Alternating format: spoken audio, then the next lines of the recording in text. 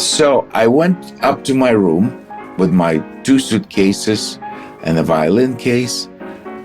And as I opened the door, there was a rather large bed, but on the pillow, there was a huge cockroach sitting there who basically said, "Welcome to New York."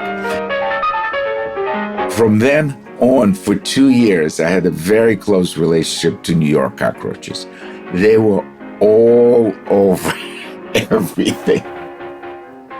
My name is Dmitry Sitkovetsky. I'm a violinist and a conductor, and this is Keeping the Flame, a series about the way family, politics, and great art shape a life, but never determine its destiny. In this chapter, I will tell you how I got my crash course in New York life. Buckle up.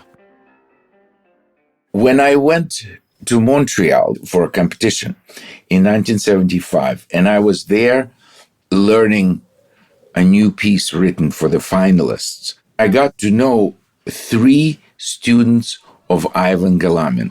Those 3 students impressed me very much, not only by their talent, but their differences of style, of approach, of having distinct personalities. And in my mind, it was quite clear that Galamin's style of teaching was different from Yankeliewicz's style. Yankeliewicz's had a very strong personality, which he imposed and expected you to follow. Galamin was much more democratic in that way. And in my mind, it was already sort of pre-decided that if I went to America, I wanted to go and study with Galamin at the Juilliard School. There was a lot of Russian connections with Juilliard because many Russian émigrés taught there. Galamin was no exception because Galamin was born in Iran, of all places, but grew up in Moscow and studied with maestros first. Then he went to Paris, and in 1938 he came to New York and became, I think, the most important teacher, certainly of his time. So on September 11th, 1977, I arrived at JFK Airport with a number of émigrés coming from Rome and met by representatives of HIAS, Hebrew International Aid Society. That was the agency that brought us over. And we were all put in one rather large bus from Kennedy Airport. And that bus obviously had a plan where to drop off various people. And I was one of the last ones to get off. But we had no idea of the 5 boroughs of Greater New York. Some got off in Queens, then he went to Brooklyn, and then he obviously went to Manhattan. I don't think he went to Staten Island or Bronx. So sometime in the evening of that day, was a long ride. He dropped me off, as it turned out, on the corner of 79th and Amsterdam. I had no idea what it was. It's a hotel which is still there, Lucerne Hotel on 79th. And I looked and I saw a sign that said Broadway. So I said, oh, it looks like I might be in Manhattan. So I went into reception. There was somebody there whose English I could not understand. He mumbled something.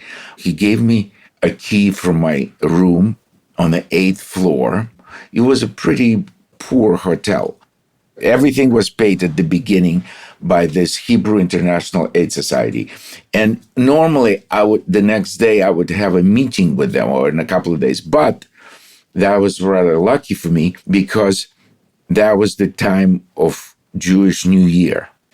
And so the meeting didn't happen for a couple of weeks, which was lucky. Why? Because instead of that organization, I went next day to the Juilliard. So the very next morning, on Monday, I went down. They explained to me the Juilliard is not very far. You can walk 13 blocks down. And I went in looking for a place where I could somehow apply. That was luckily the last week of late entrance exams. So, but I needed to file, plenty of complicated documents, which I didn't understand anything.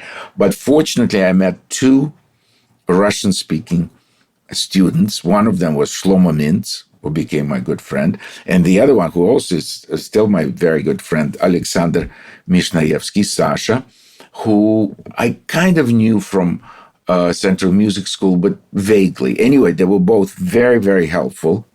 And I said, do you think that let me apply? Because I know Rostropovich wrote a letter for the president of Juilliard, Peter Menin, but he sent it to Rome. I'm not sure whether they actually forwarded the letter to Juilliard.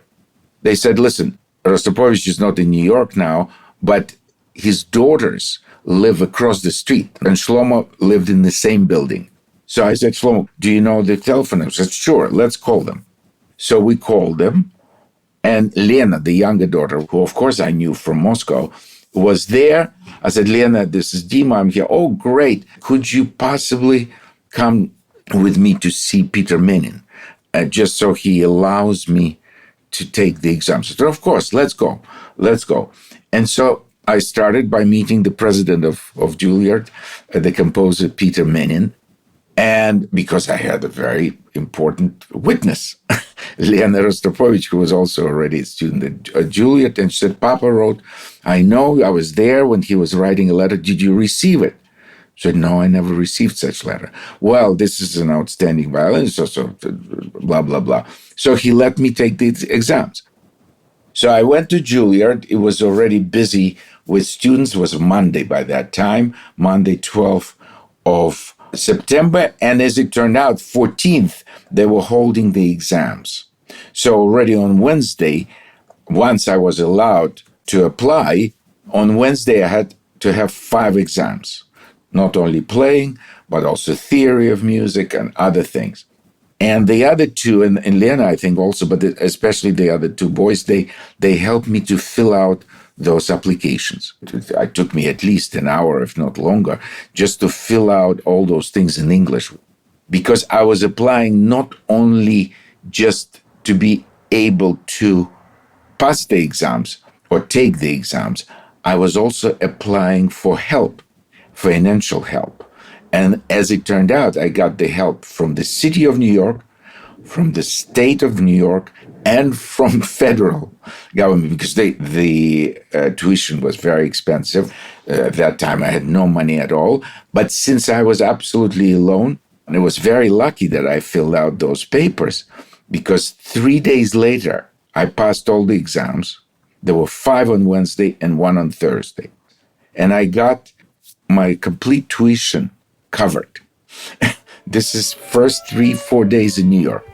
So after I finished at Juilliard, this is still Monday the 12th, they asked me, who do you want to study with? I said, I want to study with Galamin. And both Shlomo and Sasha Mishnaevsky, they said, oh no, he's already past his prime, he's old, he's not going to help you with your career. You'd better go to Dorothy DeLay, his former assistant. She is the one. I said, no, guys, it sounds good, but I want to study with Galamin. And so I got his telephone number from somebody there, and I called him. And I said, Ivan Alexandrovich, he spoke very good Russian since he grew up in Moscow, said, my name is Dmitry Sitkovetsky. He said, oh, yes, I heard your name. But he heard my father's name, of course. I said, can I possibly come and play for you before the exam on Wednesday? He said, no, unfortunately, I'm just teaching all day long. There's no, but I will hear you on Wednesday. I'll be there at the exam. Okay, so I tried that, and I was just getting ready. The next day I was practicing and getting myself ready. I mean, forget the jet lag. What jet lag? I mean, at that point, I was not quite, almost 23 years old. New York took me by storm, and I took New York by storm, as it turned out. So on the third day, I played that exam, the main exam, the playing exam. And after I played, I saw Galamin, and he said, of course, you'll get in, and you'll be coming just to me, no assistants, every week. The next day I did one more exam, and then I realized that I've been accepted, but I still needed money to rent a place. I mean, I could stay in the Lucerne Hotel. I think I stayed there for a month, maybe 2 at the most, but I think I already rented a place just not far, just 2 blocks up on 81st in Amsterdam, a real dive. I mean, place which with much more cockroaches, with very basic, and I already had a roommate. But anyway, it was a place which I rented. So I needed to earn the money to pay the rent and also to have something to eat. But so they said, listen, there is a National Orchestral Association having auditions, and many Juilliard students, Manhattan School of Music, Brooklyn College, they all auditioning. I think you should go because you'll get some not great salary, but still, and you'll be going there maybe once a week for rehearsals. And there is a new music director, Ronald Schweitzer, and so you should play for him. I said, okay. So I went and I played that audition. He was rather impressed. And he said, listen, tomorrow we're having auditions for the concertmaster. Would you like to play? I said, sure. What am I supposed to play? What am I supposed to know? He said, well, there are 10 solos. The most difficult solos in the violin repertoire. I knew one because I'd been a concertmaster in Moscow Conservatory Orchestra, and I played quite well the Scheherazade, but that was the only one. The other one was the most difficult, was, of course, the Heldenleben, Hero's Life by Richard Strauss. It's like a violin concerto. I never even heard the piece before. So then Zarathustra by Strauss, also difficult solo. Stravinsky, Brahms first, beautiful. That solo at least I heard. And on, 10 pieces. I said, okay, where can I find the music? I said, well, I'm in the Lincoln Center Library. So I went to the library, got the music, listened to the recordings. All I had was less than 24 hours. So I said, okay, what do I lose? So next day I got the position. I played all of them or whatever they asked me. And so I got the concertmaster position. All within first 10 days, 2 weeks, maximum 2 weeks. So New York was incredible. It just took me by the throat, but in the most positive way. This podcast was produced by Libo Studio. My name is Dmitry Sitkovetsky. See you in the next episode, where I will tell you all about the firsts which I encountered in the West as a young man from the USSR. Movies, cars, and of course, the girls.